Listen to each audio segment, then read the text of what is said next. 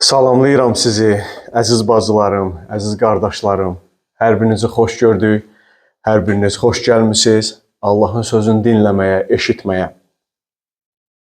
Və biz bu dünyada yaxşı insanların həyatları haqqında həm eşitmişik, həm bugün oxuyuruq, məlumatımız var və elə insanlar bu dünyada yaşayıblar ki, onlar bugün bir çoxlarına nümunədir. Onların həyatı, onların danışığı, onların yaşadığı hadisələr bugünkü insanların çoxsuna bir nümunədir. Və həmçinin də müqəddəs kitabda olan elə insanlar var ki, o insanların da həyatları bizə bugün də nümunədir ki, biz onların həyatından həm təsəlli alırıq, həm öyrənirik, həm özümüz üçün nələrsə götürürük ki, onların yaşadıkları bizə bir çox şeyləri öyrədir. Və bu insanlardan biri də Əyyubdur, Əyyub peyğəmbərdir və ona görə istəyərdim ki, bugün mən onun haqqında danışım sizinlə. Və Əyyub kim olub? Müqəddəs Bibliya kitabında biz görürük ki, Əyyub çox zəngin olub, var dövləti, bol olan, çox olan bir insan olub və hörmətli bir insan olub. Və onun 7 oğlu və 3 qızı olub. Və müqəddəs kəlamda biz oxuyuruq, görürük ki, Əyyub hər şeyini itirir. Əyyub var dövlətini itirir. Əyyub övladlarını itirir. Və Əyyub hətta sağlamlığını itirir. Amma Əyyub imanını itirmir. Təsəvvür edin, heç var dövləti demirəm. 10 uşağını bir gündə itirir. Onun 7 oğlu və 3 qızı var idi. 10 dənə övladı itirmək bu böyük bir acıdır. Bu çox böyük bir dərddir. Bu heç bir valideynin, mən deyərdim ki, daşıya bilməyəcəyi, heç bir insanın daşıya bilməyəcəyi ağır bir dərddir, ağır bir yükdür ki, sənin 7 oğlun və 3 qızın ola və onu bir gündə itirəsən. Bilirsiniz necə olur o? O nökəri gəlib ona deyir ki, sənin oğlan, böyük oğluvun evində şənliyi var idi. Və bütün bacıları, qardaşları, sənin bütün digər uşaqların onun evinə yığışmışdılar. Və ev uçdu, hamısı qaldı evin altında öldülər. Və bu böyük bir dəhşətdir ki, bunları Əyyub yaşayıb. Amma buna baxmayaraq, görün Əyyub hansı sözlər deyir. Və mən o 27-ci fəsildən 2-dən 6-cı ayəyə qədər olan bu yerlər haqqında vəz edəcəm. İstəyirəm sizinlə birlikdə gəlin bu ayələri oxuyaq. Əyyub 27-ci fəsil 2-dən 6-ya qədər. Haqqımı əlimdən alan, var olan Allaha and olsun. Canımı dərdə salan, küll ixtiyara and olsun. Nə qədər canımda can, burnumda Allahın nəfəsi varsa, ağzımdan pis söz çıxmayacaq. Dilim yalan danışmayacaq. Sizin sözlərinizi əsla təsdiq etməyəcəyəm. Son nəfəsimə qədər kamilliyimdən əl çəkməyəcəyəm. Salihliyimdən bərk yapışmışam, onu buraxmaram. Elə gün keçirməmişəm ki, ürəyim tərəfindən ittiham olunum. Amin. Fikir verin, o cürünə həyat tərzi yaşayan, o cürünə dərd, əzab, əziyyət çəkən insanın sözlərinə baxın. Və Əyyub bu ayələrə belə başlayır, deyir, haqqımı əlimdən alan Allah. Bəli, biz insanların Allah tərəfindən verilmiş haqqları var. Bu sağlamlıq, bu ruzi bərəkət, bu hörmət, bu Allah tərəfindən müdafiə, ailə, övladlar. Bu biz insanların haqqıdır. Rəbb bizi sağlam yaradıb. Rəbb hər bir insana ruzi bərəkət verib. Hörmət verib. Rəbb hər bir insanı müdafiə edir. Amma bəzən bu şeylər həyatımızda olur ki, biz sağlamlığımızı itiririk. Biz ruzimizi itiririk. Biz ailəmizi itiririk. Biz övladımızı itiririk. Və bir çox şeyləri biz həyatda itiririk. Siz bu yaxınlarda bir status gördüm. Bir insan belə yazmışdı. Deyir ki, əgər düşünürsənsə ki, Allah sənə qarşı haqsızdır, get onkoloji xəstəxananın koridorunda o başa bu başa bir dəfə gəz və ondan sonra oradan çıx. Əgər deyir, düşünürsənsə ki, Allah sənə qarşı haqsızlıq edir, get orada gəz və orada oturan insanları gör. Bilirsiniz, orada oturan insanların, orada olan insanların hamısı, demək olar ki, çoxsu ölümə məhkum olunmuş insanlardır. Biri var ki, sən cinayət işlədib ölümə məhkum olunmasan, biri də var hansısa xəstəlik səbəbindən sən ölümə məhkum olunmusan və bilirsən ki, sənin 1 ilin qalıb. Bilirsən ki, sənin 5 ayın qalıb. Bilirsən ki, sənin 1 həftən qalıb və sən öləcəksən. İnsanlar belə vəziyyətdə yaşayırlar. Və bilirsiniz, bu yaxınlarda biz rayonların birində insanlara imkanı zəif olan kasıb insanlara ərzaq paylayırdı. Və insanlar elə cürlə şəraitdə yaşayırdılar ki, insanlar elə vəziyyətdə yaşayırdılar, elə evlərdə qalırdılar ki, doğrudan adamı heyrət bürüyürdü. Adam dəhşətə gəlirdi. Ev var idi ki, onun bir neçə pəncərəsi belə yox idi. Qapısı belə yox idi. Evdə heç bir şey yox idi. Və insanlar o vəziyyətdə gülümsəyərək bizi qarşılayırdılar. Hətta insanlar bizi evlərinə dəvət edirdilər. Və insanlar bu cürlə yaşayırdılar. Mən bilmirəm, bu insanlar niyə belədirlər? Mən bilmirəm, niyə insanlar bu vəziyyətə düşürlər. Amma mən bir şeyi bilirəm. Allah haqsız deyil. Allah yalancı deyil, ədalətsiz deyil. Mən bunu bilirəm. Və Əyyub da bunu başa düşürdü. Əyyub da bunu dərk edirdi. Baxmayaraq ki, o hər şeyini itirmişdi. Ailəsini, övladlarını, var-dövlətini, sağlamlığını itirmişdi. Və deyir ki, haqqımı Allah əlimdən aldı. Bunları itirmişəm. Amma buna baxmayaraq, Əyyub bilirdi, dərk edirdi ki, Allah nə edir? Allah nə edirsə, düz edir.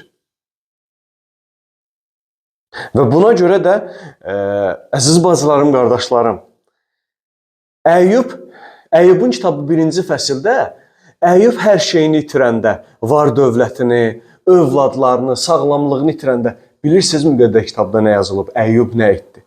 1-ci fəsildə yazılıb. Buna görə Əyyub durub cübbəsini yırtdı, saç saqqalını kəsdi, yerə sərilib səcdə etdi. O belə dedi. Bu dünyaya çılpaq gəlmişəm, çılpaq da gedəcəyəm. Verən də Rəbdir, alan da Rəbdir. Rəbbin isminə alqış olsun. Bütün bu hadisələr baş verərkən Əyyub özünə günah qazanmadı və Allahı təqsirləndirmədi. Amin. Çox çətindir. Çox çətindir. Sən övladları bitirəsən və şükür edəsən. Çox çətindir. Sən sağlamlığını itirəsən, Rəbbə səcdə edəsən. Çox çətindir. Sənin əlində olan hər şey əlindən çıxsın. Sənin sabaha bir ümidin belə qalmasın. Bir tikə çörəyin belə qalmasın. Sən günah işlətməyəsən. Sən Rəbbi təqsirkar çıxartmayasan. Və ona görə, bilirsiniz, bu vəziyyəti, bu sözləri Əyyub 1-ci fəsildə deyir. Amma mənim bugün oxuyacağım bu ayələr, oxuduğumuz bu ayələr 27-ci fəsildədir. Fikir verin, 1-ci fəsildən 27-ci fəsilə kimi Əyyub dəyişməyib. O yenə də öz fikrində, öz imanında qalaraq belə deyir ki, haqqımı əlimdən alan var olan Allaha and olsun. Canımı dərdə salan küll ixtiyara and olsun. Nə qədər canımda can var. Burnumda Allahın nəfəsi var. Ağzımdan pis söz çıxmayacaq. Dilim yalan danışmayacaq. Fikir verin, pis söz. Yəni söyüş, küfür, murdar və iyrənc danışıq mənim ağzımdan çıxmayacaq. Mənim yadımdadır, mən İsa Məsihə iman etməmişdən qabaq ağzımdan o qədər pis söz çıxırdı ki, ağzım elə bir vəziyyətdə idi ki, sözlərim, danışığım elə bir vəziyyətdə idi ki, o bizdə Azərbaycanda bir söz var, ağzı deyir sanki elə bir kanalizasiyadır. Bax, mən o vəziyyətdə idim. Və İsa Məsihə iman edəndə İncil oxuyurdum və bir gün qarşıma Efeslər 4-cü fəsil 29-cu ayə çıxdı. Orada bilirsiniz nə yazılıb? Yazılıb ki, ağzından heç bir pis söz çıxmasın. Amma eşidənlərə xeyir versin deyə lazım olanda başqalarının inkişafına səbəb olan sözlər deyin. Bu söz mənim ürəyimə ox kimi batdı. Bu ayə mənim həyatımda böyük bir dəyişiklik etdi. Həmin gündən Allah mənim ağzımı, dilimi dəyişdi. Sözlərimi dəyişdi. Və nəinki mənim, hətta ətrafımda başqalarının, tanıdığım insanların belə pis sözlər, küfür dolu sözlər, söyüş dolu sözlər danışdığını görəndə mən çalışırdım ki, onları da dayandırım ki, bu cürünə danışma, bu sözlərdən istifadə etmə. Və əziz bacılarım, qardaşlarım, əgər biz məsihçiyiksə, əgər biz imanlıyıqsa və ağzımızdan yenə də çürük söz, pis, murdar, iyrənc sözlər çıxırsa, Allahın kəlamı deyir ki, bir bulağın eyni gözündən şirin və acı su çıxarmı? Əsla. Bir bulaq var. O bulaq ya içməlidir, ya təmizdir, ya da o bulağın suyu çirklidir, iyrəncdir, içməli deyil. Bir bulaq bugün təmiz olub, sabah çirkli ola bilməz.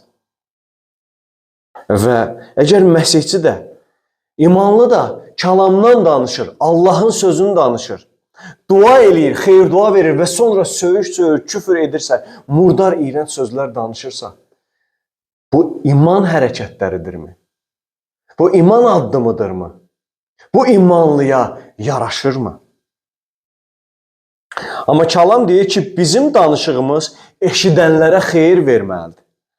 Bizim danışığımız insanları inkişaf etdirməlidir. Yəni, nəsiyyət verməlidir, məsləhət verməlidir, yaxşı ideya verməlidir, təlim verməlidir, ruhlandırmalıdır. Nəinki pis sözlər, nəinki küfür, murdar və iyrənc sözlər. Və ona görə Əyyub deyir ki, ağzımdan pis söz çıxmayacaq.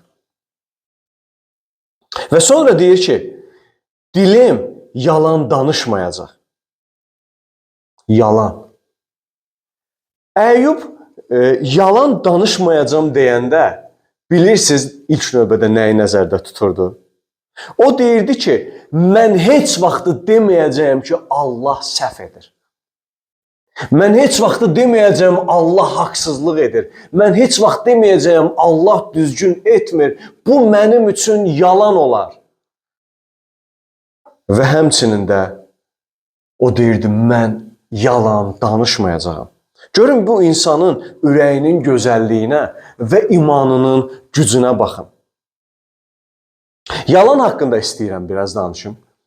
Allah Musaya daş lövhə verir. Və o daş lövhəni Allah özü yazır. Oradakı qanunları Allah özü barmağı ilə yazaraq Musaya verir ki, bunu göstər İsrail xalqına və bu daş lövhələri saxla. Və o daş lövhələrdə yazılmış qanunlardan biri buydu.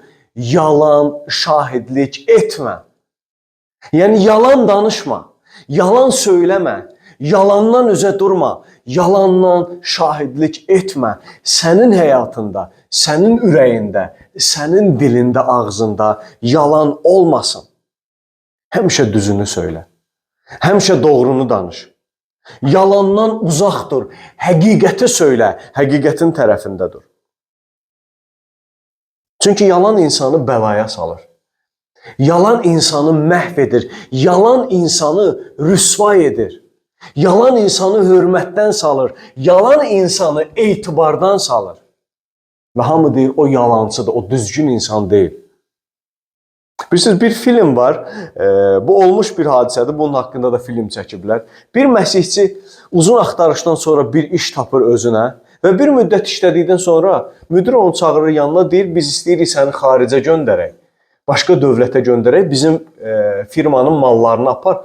Amma biz sənə sənədləri verəcəyik, sən orada bəzi yalanlar danışacaqsan ki, bu sənədlər belə deyil, bizim şirkət belədir, belədir. Bəzi yalanlar danışacaqsan. İmanlı deyir, axı mən danışa bilmərəm, mən məsihçiyəm, mən imanlıyam. Deyir, onda ərzəvi yazıb işdən çıxarsan. Və bu insan gəlir evə həyat yoldaşı ilə məsləhətləşir. Deyir, belə-belə də mən neçə vaxt işsiz idim, indi 2-3 ay olar iş tapmışam, indi də belə bir vəziyyət var. Mən yalan danışmasam işdən çıxacam.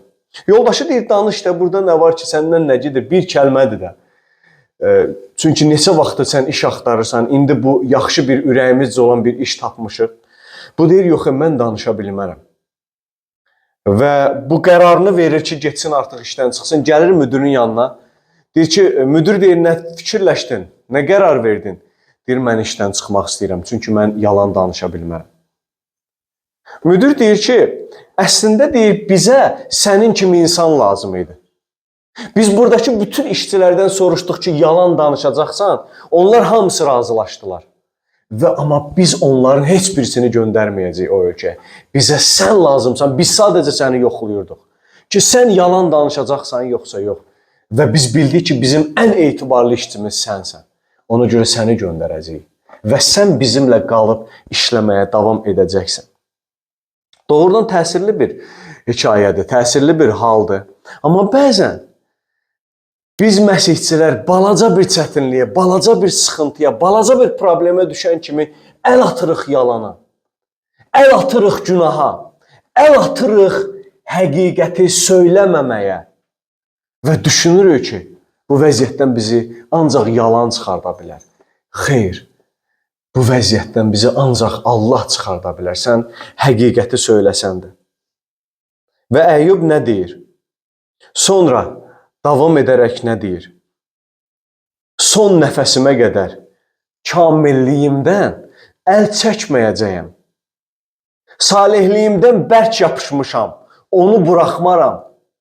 Elə gün keçirməmişəm ki, ürəyim tərəfindən ittiham olunum. Amin. Əziz bacılarım, qardaşlarım, mən 25 ildir məsihçiyəm. 25 ildir imanlıyam. İstər Azərbaycanda və istər digər ölkələrdə insanların necə imandan dönmələri haqqında həm eşitmişəm, həm görmüşəm. Çox təəssüflər olsun, çox əfsuslar olsun. Çünki bu ağır bir hadisədir. Ağır bir sözdür ki, sən eşidirsən ki, uzun illər tanıdığın bir insan, imanlı sayılan bir insan Allahdan uzaqlaşıb, imanını itirib. Bu dəhşətlidir. Nəyə görə? Nəyə görə? Həyatında olan çətinliyə görə. Çətinlik həmişə olacaq. Problem həmişə olacaq. Sıxıntı, dərd, qəm, qüssə nə qədər ki biz yaşayırıq, nə qədər ki bu bədəndəyik, həmişə həyatımızda bu şeylər olacaq. Amma Əyyub nə deyir? 10 uşağını itirən Əyyub nə deyir? Var dövlətini itirən Əyyub nə deyir? Sağlamlığını itirən Əyyub nə deyir? Bilirsiniz, 7-ci fəsil 5-ci ayədə Əyyub nə deyir? Əyyubun kitabı. Deyir, bədənimə qurd düşüb, qabıqlanır, çatlayan dərimdən irin axır. O bu vəziyyətdə Rəbbə sadiqdir. Təsəvvür edirsiniz, var dövləti bitir, övladlar bitir və bədənindən irin axsın. Əyyub deyir ki, son nəfəsimə qədər kamilliyimdən əl çəkməyəcəm. Salihliyimdən bərk yapışmışam, onu buraxmaram. Bu vəziyyətdə o Rəbbə sadiq qalır. Amma bugün bir çoxları imanını itirir. Bugün bir çoxları Allahdan uzaqlaşır. Bugün bir çoxları, hətta müqəddəs kitabda da var, imanını qəzaya uğrayan gəmi kimi batırır.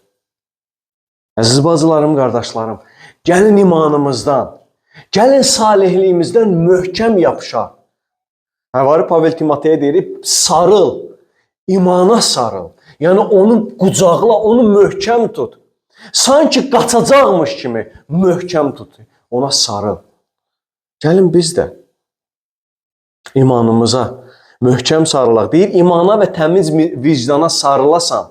Bəziləri təmiz vicdanı rədd edərək imanlarını qəzaya uğrayan gəmi kimi batırdılar. 1 Timotey 1:19-da deyilir. Bilirsiniz, Həvari Pavel kinosu var, Həvari Pavel haqqında çəkilib. Orada göstərirlər ki, çox dəhşətli səhnələrdir. Roma imperatorluğu dövründə Romada imanlıları tuturlar və onları asıb şəhərdən və yandırırlar ki, qoy Roma işıqlansın. Və imanlıları diri-diri yandırırdılar küçələrdə, asılı vəziyyətdə. Və bunu da digər imanlılara göstərirdilər. Qoy onlarda qorxu yaransın, onlar imanlarından dönsünlər. Amma bunlar əksinə olurdu. İmanlılar, digər imanlıların yanmağını görüb imanlarına möhkəm sadiq qalırdılar. Onlar da ölməyə hazır idilər. Bilirsiniz, tarixə görə Apfiya adlı bir bacı var. Müqəddəs kitabda Həvari Pavel Filmona məktubda ona salam yazır. Bilirsiniz, o kinoda da göstərirlər bunu ki, o bacını, o qadını ərini də yandırırlar, oğlunu da öldürürlər, bacısını, qardaşını da öldürürlər. Amma o qadın İsa'ya sadiq qalır. O qadın imanlılarla bir yerdə davam edir öz imanında və digər bacı qardaşlarını da ruhlandırır ağlaya-ağlaya. Və Həvari Pavel sonradan Filmona məktubda yazır ki, Apfiya bacımıza salam olsun, bizimlə bir yerdə mübarizə aparan bacımıza salam olsun. Belə imanlılar olub tarixdə. Amma bugün bir çoxlarının imanı zəifləyir. Ona görə Allah deyir, möhkəm sarıl, nə olur olsun. Nə olur olsun. Mən dilimə gətirməzdim belə ki, nəyimizi itirsək, hər şeyimizi itirsək belə. Çox çətindir, çox çətindir. Və Əyyub deyir ki, möhkəm sarılmışam, bərk tutmuşam, bərk yapışmışam. Və əziz bacılarım, qardaşlarım, bir gün Həvari Pavel ölümünün yaxınlaşdığını bilir və Timoteyə belə yazır. Deyir, çünki qanım artıq içmə təqdimi kimi tökülmək üzrədir. Artıq ayrılma zamanım gəldi. Mən yaxşı mübarizə aparmışam. Yolumu sona çatdırdım. İmanı saxladım. Bəli, Həvari Pavel əminliklə bu sözləri deyir. Gəlin biz də bu insanlar kimi, Əyyub kimi, Həvari Pavel kimi, o Apfiya bacı kimi həqiqətən imanımızı möhkəm saxlayaq. Möhkəm sarılaq imanımızdan. Həyatımızda nə olur olsun. Həyatımızda hansı çətinliklər olsun. Əyyub bu ayələrdə də dediyi kimi, görün deyir ki, son nəfəsimə qədər əl çəkməyəcəyəm. Salihliyimdən bərk yapışmışam, onu buraxmaram. Və deyir, elə günlər keçirməmişəm ki, ürəyim tərəfindən ittiham olunum. Bəli, elə günlər yaşamayaq ki, sonra çevrilib arxaya baxanda peşman olaq. Ona görə istəyərdim həyatına baxasan. İstəyərdim hər birimiz həyatımıza baxaq. Biz bu imanı saxlayırıqmı? Biz bu iman uğrunda mübarizə aparırıqmı? Biz bu iman uğrunda həyatımızda olan çətinliklərə, problemlərə, ağrılara dözürükmü? Düşmüsənsə, dönmüsənsə, yenə qayıt, şans var. Allah səni gözləyir. Allah səni bağışlamaq istəyir. Allah sənin o itirdiyin imanı yenidən bərpa etmək istəyir. Allah səni yenidən gücləndirmək istəyir. Allah sənə yenidən şəfa vermək istəyir və yenidən səni qaldırmaq istəyir. Yetər ki, Allaha tərəf dön və nə olur olsun imanına, salihliyinə, kamilliyinə möhkəm yapış və bil ki, Allah səni sevir. Qoy bu işdə Rəbb hər birinizə xeyir dua versin, Rəbb hər birinizi bərəkətləsin. Amin.